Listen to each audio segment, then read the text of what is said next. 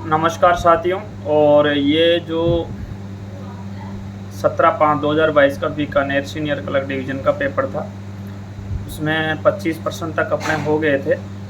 26% पे अपन चलते हैं, देखते हैं क्या कह रहा है। 26 नंबर प्रश्न, इनमें से अग्नि की उड़ान विंग्स ऑफ फायर किताब के लेखक कौन हैं? तो इसमें आपके APJ Abdul Kalam, Vikram Seth, Rabindranath Tagore, Khushwant Singh. Who is the writer of book wings of fire? तो विंग्स ऑफ फायर के राइटर हैं APJ Abdul Kalam, option A. Next है पैरामेल साथियों, पैरा ओलंपिक गोल्ड विजेता अवनी लेखरा किस खेल से संबंध रखती है? Which game is related to para Olympic gold winner Avani Lekhara? तो ये आपके शूटिंग से रखती है, ऑप्शन डी शूटिंग आएगा इसमें साथियों। शूटिंग से रखती है, अवनी लेखरा है जो शूटिंग प्लेयर है। राष्ट्रीय रेल संग्रहालय कहाँ पर स्थित है? तो राष्ट्रीय रेल संग्रहालय आपके नई दिल्ली में स्थित है, New Delhi. National rail museum is located in which city? New Delhi, option C. Your right answer option C. और ये बड़ा ही महत्वपूर्ण प्रश्न है साथियों। मैंने कम से कम व्हाट्सएप पे 150 के लमसम टेस्ट लिया था इस पेपर का। तो 150 के 150 से कैंडिडेट किसी ने भी इस प्रश्न का उत्तर नहीं दिया है। 29 नंबर व्हाट्सएप लेवल पे मैंने ये पेपर सोल्व करवाया था, और जितने भी लोग मेरे चैनल से जुड़े हुए हैं उनमें कम से कम 150 लोगों को मैंने ये पेपर सेंड किया था, और उनसे आंसर की मांगी थी कि आप सोल्व करिए और ये पेपर सोल्व करके मुझे आंसर की भेजिए। तो लमसम 150 के आसपास थे। तो किसी ने भी, सब ने इस प्रश्न को छोड़ा है, किसी ने भी इस प्रश्न का उत्तर नहीं दिया है। तो चलिए इस प्रश्न के उत्तर की चर्चा करते हैं कि इस प्रश्न में क्या आएगा। इसमें पूछा यह था साथियों कि उत्तर पश्चिमी रेलवे के प्रमुख मुख्य अभियंता कौन है? इंग्लिश में देख लेते हैं। Who is the principal chief engineer of North Western Railway? यानी कि प्रिंसिपल चीफ इंजीनियर NWR के प्रिंसिपल चीफ इंजीनियर कौन है? तो सबने छोड़ा है, किसी ने भी इसका उत्तर नहीं दिया। मैं बता देता हूँ इसका उत्तर। जो वर्तमान में है वो श्री अनिल कुमार जी PC हैं, principal chief engineer of North Western Railway. तो आपका ऑप्शन डी हो जाएगा करेक्ट आंसर। नेक्स्ट है साथियों, full form of CAT। Cat से क्या तात्पर्य है? तो यहाँ कैट से तात्पर्य है सेंट्रल एडमिनिस्ट्रेटिव ट्रिब्यूनल, केंद्रीय प्रशासनिक अधिकरण, ऑप्शन सी। इसकी स्थापना 1985 में हुई थी। कर्मचारियों के जितने भी मुद्दे हैं, विवादास्पद मुद्दे हैं, उनको तुरंत सुलझाने के लिए इसकी स्थापना की गई थी। चलिए प्रश्न नंबर 31 है, मंडल स्तर पर PNM की बैठक की अध्यक्षता कौन करता है? मंडल स्तर पर PNM की बैठक की अध्यक्षता कौन करता है? तो अपने DRM साहब करते हैं, ऑप्शन ए। यहाँ IREPS का मतलब यानी फुल फॉर्म पूछा है, RIAPS का फुल फॉर्म पूछिए यहाँ। तो आपके जो ये सी ऑप्शन है ये इसका करेक्ट आंसर हो जाएगा, Indian railway e-procurement system, option C. Next है, वर्ष 2022 में IPWE सेमिनार कहाँ आयोजित की गई? तो IPWER की फुल फॉर्म होती है the institute of permanent way engineers, और ये न्यू दिल्ली में है। और इसका जो सेमिनार हुआ था वो आपके उदयपुर में हुआ था। नई पेंशन योजना किस वर्ष से लागू है? तो ये 1/1/2004 से लागू है, और इसको अब न्यू पेंशन स्कीम की जगह अब इसको नेशनल पेंशन सिस्टम कर दिया गया है, और ये 1/1/2004 से चालू है। और कुछ राज्य सरकारें तो इसको वापस से एनपीएस को ओल्ड पेंशन स्कीम में बदल दिया गया है। तो वापस जैसे राजस्थान है, इसमें अभी इन्होंने वापस गहलोत सरकार ने लागू कर दिया है जो ये नई पेंशन योजना थी, तो इसको हटा दिया गया है और गहलोत सरकार ने वापस ओपीएस लागू कर दी है। हो सकता है कि आने वाले समय में भी ये कोई ज़रूरी नहीं है, लेकिन हम थोड़ा ये तो कर ही सकते हैं कि हो सकता है कि भारत सरकार के जो कर्मचारी हैं उनकी भी ऐसी कोई संभावना नहीं लग रही फ़िलहाल तो, लेकिन आने वाले समय में हो सकता है कि उनकी भी हो सकती है। ये कोई ज़रूरी नहीं होए, जब राज्य सरकारें लागू कर रही हैं तो हो सकता है कि ये भारत सरकार में भी लागू हो जाए। तो अभी तो खैर कुछ कहा नहीं जा सकता, लेकिन हो सकता है आने वाले समय में कुछ भी हो सकता है, नहीं भी लागू हो, लेकिन हम तो चाहेंगे कि हो जाए। चलो ठीक है। वर्तमान रेलवे मंत्री कौन है? तो वर्तमान जो रेलवे मंत्री हैं वो श्री अश्विनी वैष्णव जी हैं। आपको लगभग इसकी जानकारी होगी। श्री अश्विनी वैष्णव जी हैं। आपका ऑप्शन यहाँ सी आ जाएगा। बठिंडा स्टेशन का कोड क्या है? तो BTI है। Option B, option B BTI।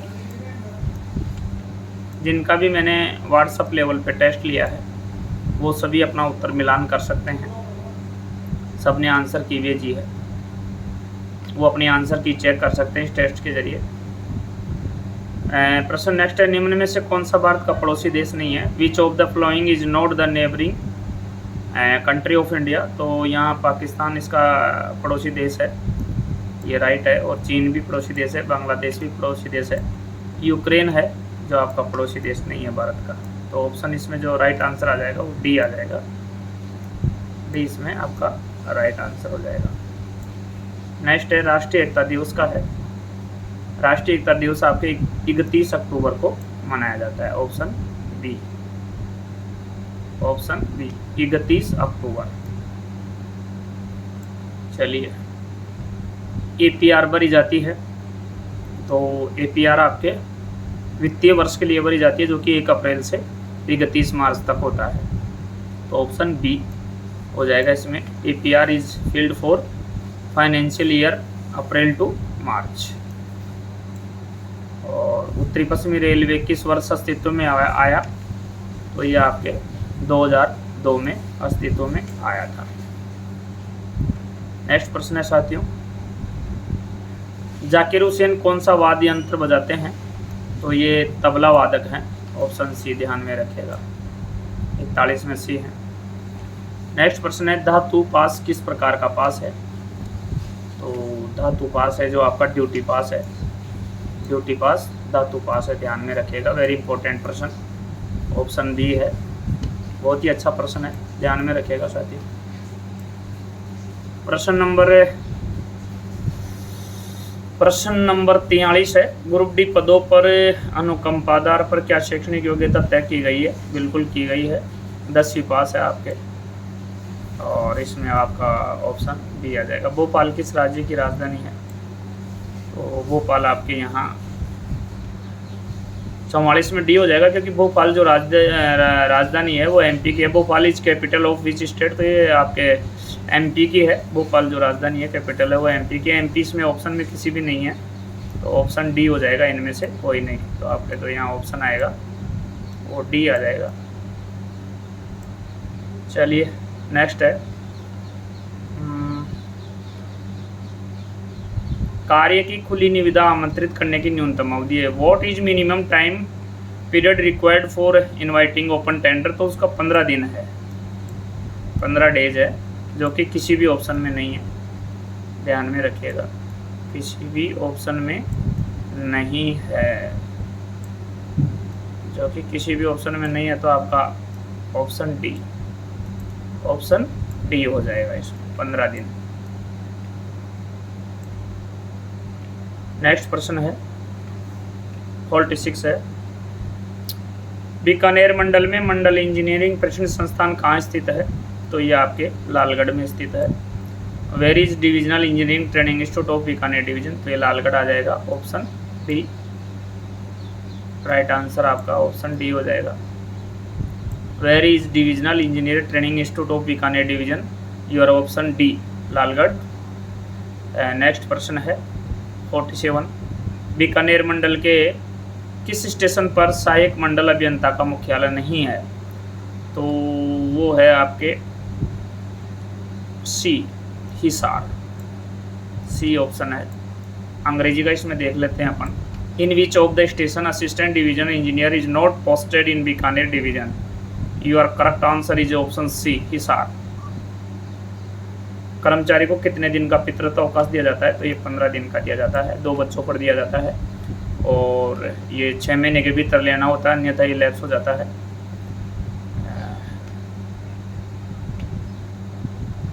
चलिए ऑप्शन ए आ जाएगा इसमें आपका, पैटर्निटी लीव का, ऑप्शन ए।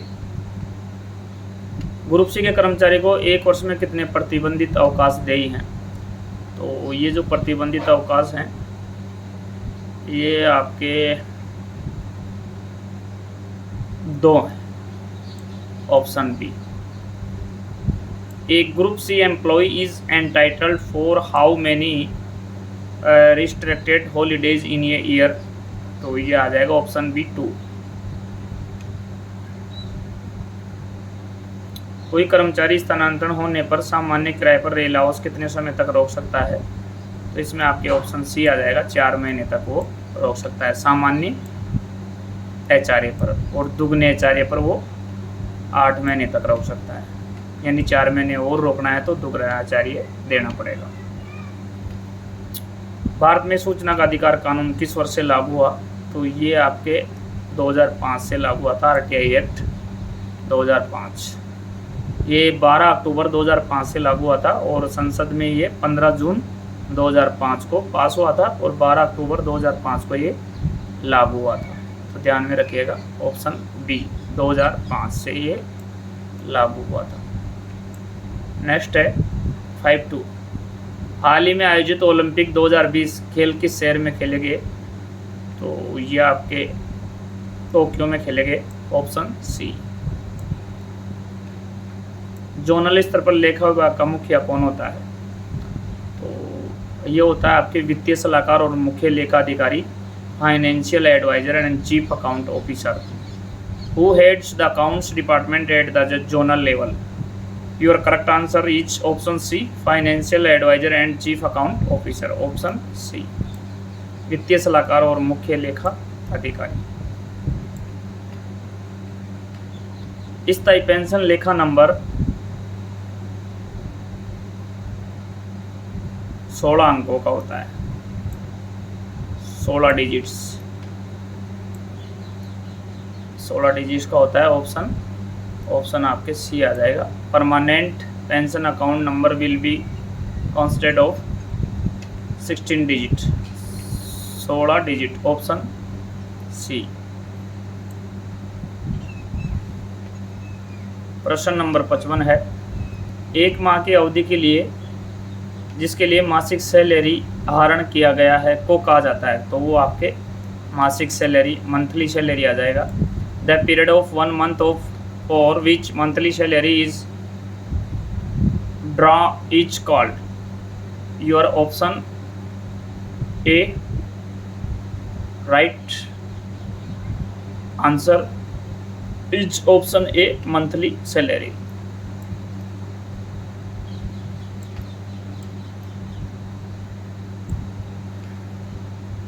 नेक्स्ट 56 है, ई ऑफिस के माध्यम से इनमें से क्या क्या भेजा जा सकता है, तो ये आपके ड्राफ्ट किया जा सकता है, फाइल भेजी जा सकती है, पत्र भी भेजा जा सकता है, तो इनमें से सभी, आंसर डी।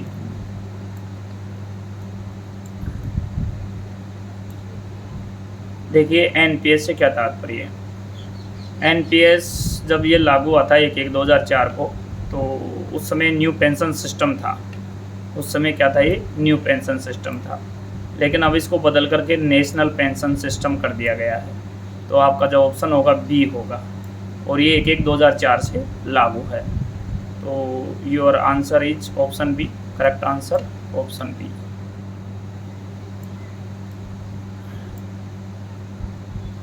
नेक्स्ट 58 है, निम्न में से कौन सा शहर राजस्थान में है? तो मुजफ्फर आपके बिहार में है, देहरादून भी आपके राजस्थान में नहीं है, ग्वालियर एमपी में है, और माउंट आबू है तो आपके राजस्थान में है, तो option D.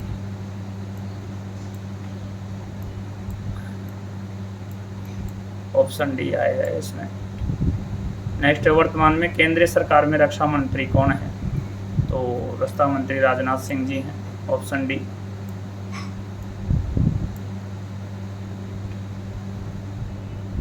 Who is the president defense minister in the central government? Your correct answer is option D, Rajnath Singh.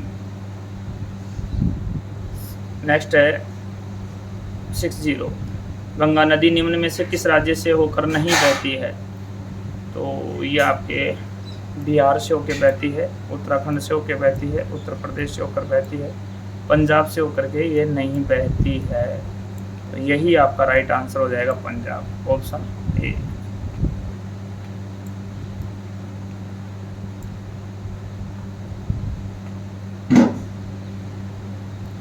अवधी किस प्रदेश की बोली है? तो ये आपके अवधी है जो उत्तर प्रदेश की भाषा है, यूपी की बोली है जो अवधी है। 61 बी आंसर।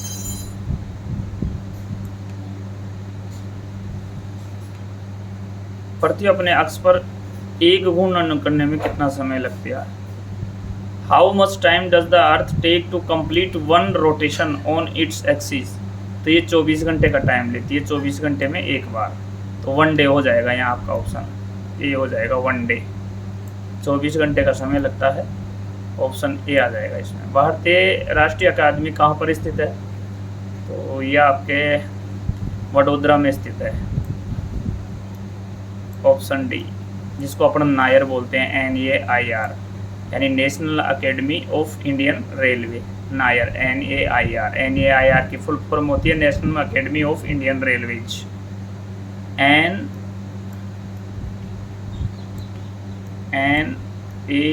एक कर्सर से लिखा नहीं जा रहा साथियों, NAIR होता है और उसकी फुल फॉर्म होती है national academy of Indian railways, जो कि आपके वडोदरा में स्थित है, ऑप्शन डी। महात्मा गांधी का जन्म दिवस किस तिथि को मनाया जाता है? तो ये 2 अक्टूबर को मनाया जाता है, पोरबंदर में हुआ था और ये 1869 में हुआ था, पोरबंदर के काठियावाड़, नहीं पोरबंदर में आपके जो भी गुजरात में पड़ता है। तो आपका जो यहाँ आंसर आएगा वो ऑप्शन सी आएगा।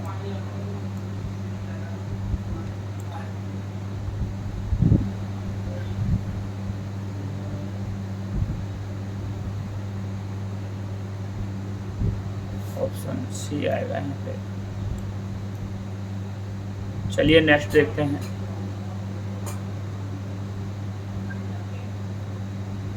अपन, निम्न में से किस महासागर का नाम हमारे देश के नाम पर पड़ा? तो वो आपका ए हो जाएगा, हिंद महासागर, Indian ocean. Which of the flowing oceans is named after the name of our country? Your correct answer is option A, Indian ocean.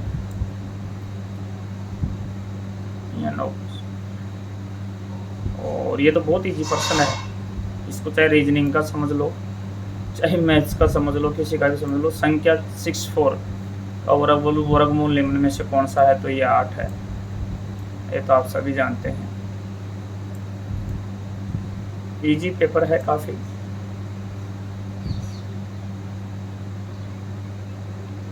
Next है, प्रसिद्ध उपन्यास गोदान किसके द्वारा लिखा गया? तो गोदान प्रेमचंद जी का है, याद रखिएगा।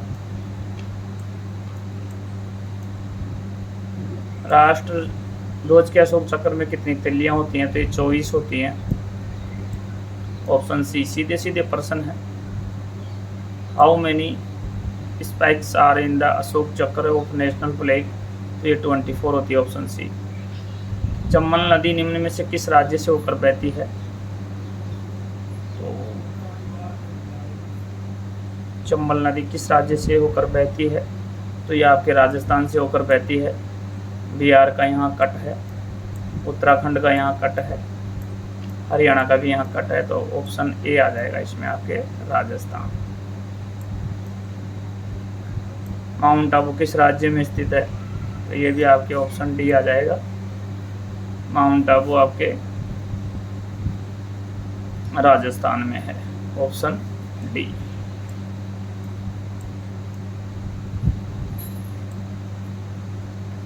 नेक्स्ट प्रश्न है, निम्न में से कौन सा टीका कोविड-19 से बचाव हेतु लगाया जाता है? तो टिटनेस हो नहीं सकता, पोलियो हो नहीं सकता, रोटावायरस नहीं होता, कोवैक्सीन जो कि कोरोना के समय लगाया गया था, तो ऑप्शन ए।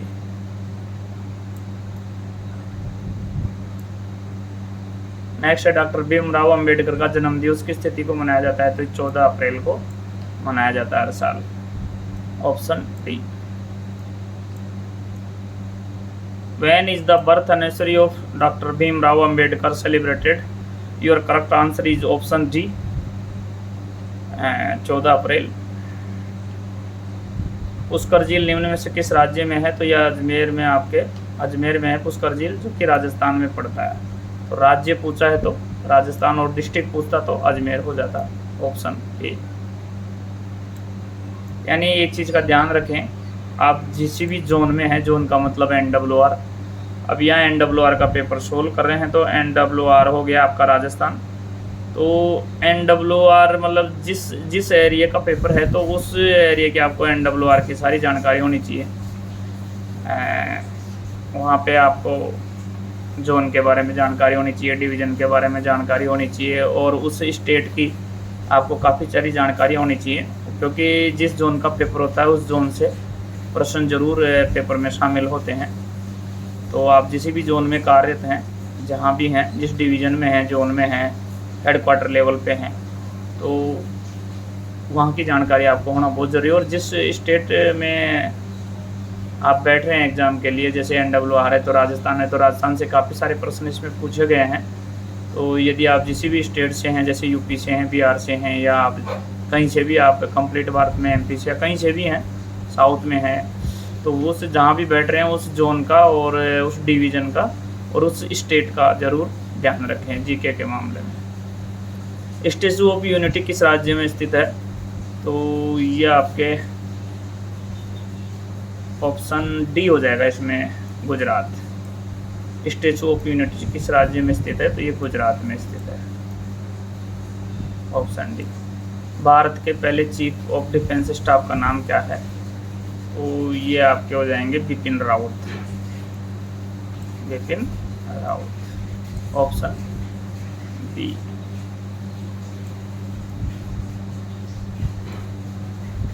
निम्न में से कौन सा महाद्वीप सबसे बड़ा है? तो सबसे बड़ा महाद्वीप आपके एशिया हो जाएगा, ऑप्शन बी।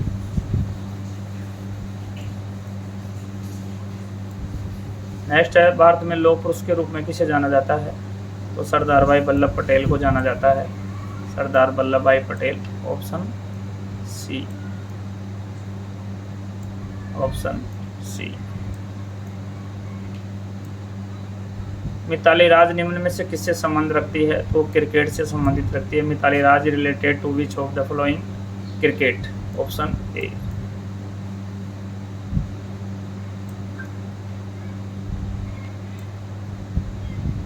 नेक्स्ट है, क्रिस से क्या तात्पर्य है? तो क्रिस से यहाँ जो तात्पर्य है वो आपके हो जाएगा centre for railway information system, option D, centre for railway information system, centre for railway information system, option D.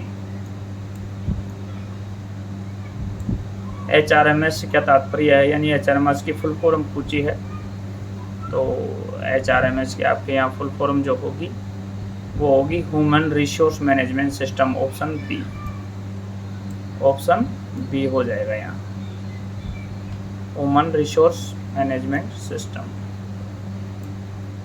Pink book होती है जो आपके रेलवे बोर्ड लेवल पर होती है, तो ये ऑप्शन डी आ जाएगा आपके।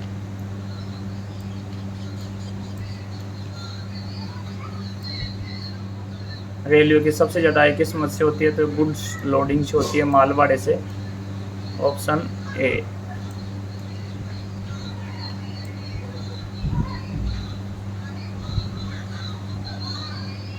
और 83 की बात करें अपन, 83 ब्रॉड गेज रेल लाइन की चौड़ाई कितनी होती है, तो अपन सभी जानते हैं 1676 mm होती है, और इसको 1.676 मीटर कह सकते हैं, 5 फीट और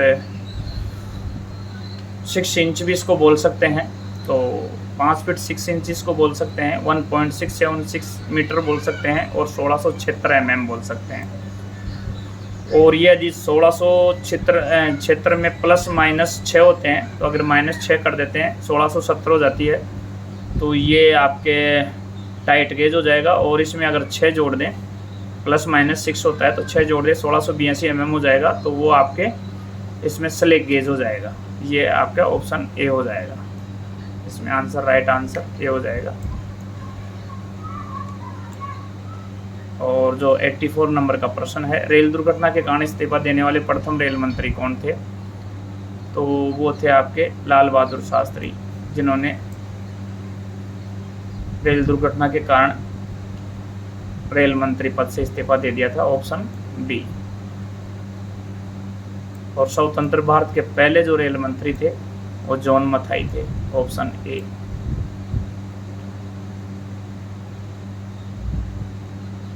आरटीआई के तहत मांगी गई सूचना कितने दिनों में देनी होती है, in how many days information demanded under ITI is given, तो उसके लिए आपका हो जाएगा 30 डेज,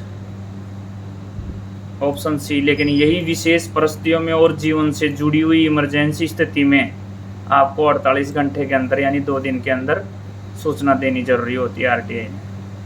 लेकिन यहाँ जो आपका आंसर होगा वो 30 दिन होगा, ऑप्शन सी, आरटीआई के तहत मांगी गई सूचना। और ये आरटीआई एक्ट लागू हुआ था आपके 12 अक्टूबर 2005 से, और ये संसद में पास हुआ था 15 अक्टूबर 2005 को।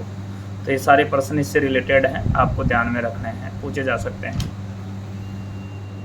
नेक्स्ट है, रेल सेवा आचरण नियम कब से लागू हुआ, तो ये रेल सेवा आचरण नियम 1966 से प्रभावी हुई है, और डिसिप्लिन एंड अपील रूल 1 अक्टूबर 1968 से प्रभावी हुई है, दोनों याद रखिएगा। तो इसमें आपका ऑप्शन बी आ जाएगा। और नेक्स्ट है आपके, सामान्यतः वार्षिक वेतन वृद्धि कब लागू होती है, तो ये आपके 1 जुलाई को लागू होती है सामान्यतः, ऑप्शन ए। 1 जनवरी को भी होती है, लेकिन इसमें ऑप्शन में 1 जनवरी नहीं है, इसलिए हम 1 जुलाई को लेंगे। वर्ष के दौरान कुल कितनी एलएपी दी है, तो एक वर्ष में, कैलेंडर वर्ष में 30 एलएपी मिलती है, ऑप्शन सी। 89% राजपत्रित अधिकारी को एक वर्ष में कितने पीटीओ दिए हैं, तो पीटीओ के मामले में तो किसी के साथ कोई भेदभाव नहीं किया गया है, चाहे वो ग्रुप ए का अधिकारी हो, चाहे ग्रुप बी का अधिकारी हो, ग्रुप सी का कर्मचारी हो, ग्रुप डी का कर्मचारी हो, सबको 4 सेट पीटीओ पर ईयर मिलेंगे ज्वाइनिंग टाइम से सेवानिवृत्ति तक। तो आपको यहाँ ऑप्शन ए हो जाएगा, 4 PTO. Privilege ticket order. Next है, पूरे सर्विस काल में रेलवे कर्मचारी को कितनी बार छुट्टी नकदीकरण का भुगतान कितनी बार ले सकता है, तो 6 बार ले सकता है, 10-10 के टुकड़ों में ले सकता है। 60 एलईपी का पूरे सेवा काल में वो नकदीकरण करा सकता है, और अकाउंट में कम से कम 30 एलईपी रहना जरूरी है। 10 दिन का लेने के बाद कम से कम 30 एलईपी रहना जरूरी है। तो इसमें आपका जो आंसर हो जाएगा वो ए हो जाएगा। नेक्स्ट है, 91 प्रश्न है, 4200 लेवल का कर्मचारी किस टाइप के रेल आवास हेतु पात्र है, तो 4200 का है, चाहे 2800 का है, वो आपके टाइप 3 का पात्र है। 2800 और 4200 टाइप 3 का पात्र है।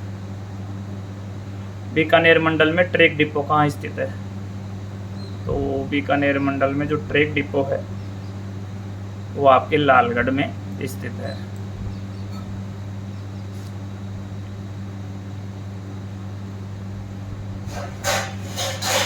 ROM का पूर्ण रूप क्या है, तो read only memory, option B.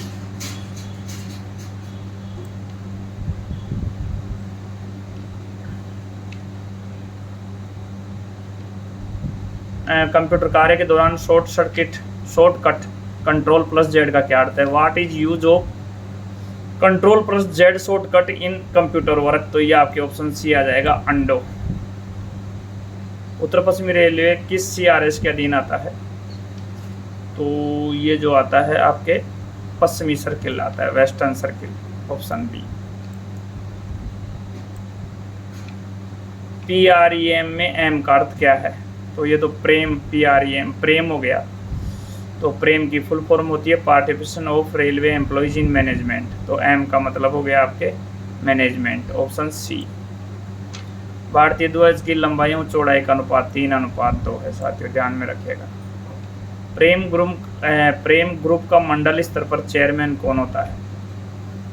तो मंडल स्तर पर आपके होता है, प्रेम ग्रुप का जो चेयरमैन होता है वो होता है DRM साहब, DRM साहब होता है। और जो सीनियर DP होता है वो सचिव होता है।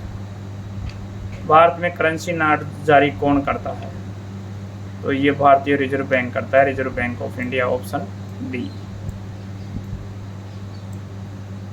लेकिन यहाँ 1 रुपये का नोट करता है जो वित्त सचिव करता है, ये ध्यान रखिएगा साथियों। वर्तमान में 1 करोड़ रुपए तक की निविदा हेतु परफॉर्मेंस राशि होती है, तो वो होती है आपके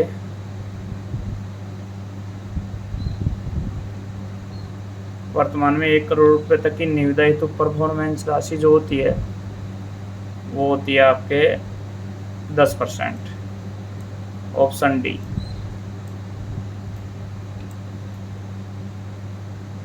चलिए साथी, 10% राजभाषा के बचे हैं। इन प्रश्नों को हम पार्ट 3 में लेंगे। तब तक के लिए दीजिए आज्ञा। नमस्कार। Thanks for watching this video.